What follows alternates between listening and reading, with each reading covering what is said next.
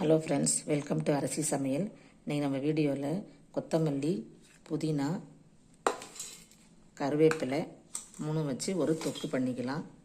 இது வந்து சாதத்துக்கு, இட்லி, தோசைக்கு ஏற்ற மாதிரி செஞ்சுக்கலாம். நான் இந்த புதினா நைட்டு தான் வாங்கிட்டு வந்தேன். எதுவுமே வெளியில் வச்சுருந்தேன், உள்ளே வைக்கல. இதை கொஞ்சம் இப்போ சமையலுக்காக வச்சுருக்கேன். இப்போ 3 இப்போ நம்ம அலசிக்கலாம். 3-4 தடவை வாஷ் பண்ணி வடிகட்ட வச்சுருக்கேன். இப்போ நம்ம வதக்கிக்கலாம். இதுக்கு என்னென்ன பொருள் தேவைன்னு பார்த்துக்கலாம் வாங்க. ஃப்ரெண்ட்ஸ், இப்போ நம்ம ஒரு வானல் வச்சு நல்லெண்ணெய் ஊற்றிருக்கிறேன். இப்போ நம்ம வந்து ஒரு 10-15 பூண்டு பல்ல வதக்கிக்கலாம். ஃப்ரெண்ட்ஸ், பூண்டு வதங்கின உடனே இப்போ நம்ம வந்து எண்ணெயில் கருவேப்பிலை, மல்லி இலை, புதினா 3 போட்டு வதக்கிக்கலாம். நல்லா வதக்கிக்கலாம். ரொம்ப மொறுமொறுன்னெலாம் தேவையில்லை. எண்ணெய் வதங்குற அளவுக்கு வதங்கினா போதும்.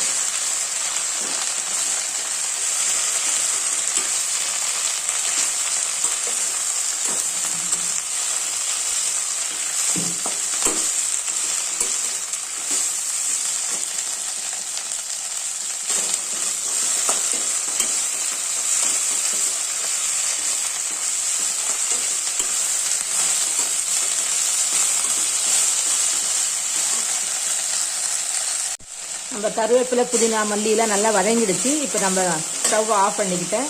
இப்போ ஆற வச்சு அரைச்சிக்கலாம். இதுக்குள்ளே உப்பு போட்டுக்கலாம். ஃப்ரெண்ட்ஸ், அதே வானலில் இப்போ நம்ம வந்து 1 ஸ்பூன் கடுகு, 1/2 ஸ்பூன் வெந்தயம் போட்டு வறுத்துக்கலாம் ட்ரையாக.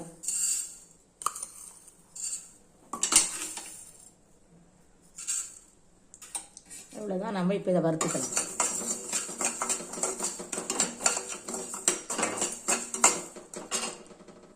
அதே மிக்சி ஜாரில் இப்போ நம்ம வதக்கி வச்ச கொத்தமல்லி, கருவேப்பிலை, புதினாவை அரைச்சிக்கலாம்.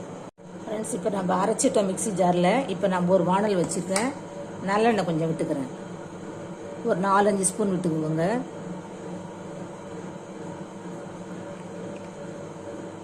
கடுகு ஒரு 1/2 ஸ்பூன் போட்டுக்கோங்க தாளிக்கிறதுக்கு. அவ்வளோதான். ஒரே ஒரு காஞ்ச மிளகாய் கிள்ளி போட்டுக்கோங்க. நான் ஒரு அரை நெல்லிக்காய் சைஸ் புளி ஊற வச்சுருக்கேன். இப்போ இந்த விழுதை நம்ம அதில் எண்ணெயில் போட்டுட்டு இந்த புளியை ஊற்றிப்போம். அதுக்கப்புறம் மிளகாத்தூள்லாம் போட்டுக்கலாம். ஃப்ரெண்ட்ஸ், கடுகு பொரியுது. இப்போ நம்ம கொஞ்சம் பெருங்காயம் கொஞ்சம் போட்டுக்கலாம். கொஞ்சம் தூக்கலாக போட்டுக்கலாம். அதுக்கப்புறம் நம்ம இப்போ அரைச்ச விழுதை போட்டுக்கலாம். கொஞ்சம் வந்து மிக்சி ஜாரில் தண்ணி கலந்து ஊற்றிக்கலாம்.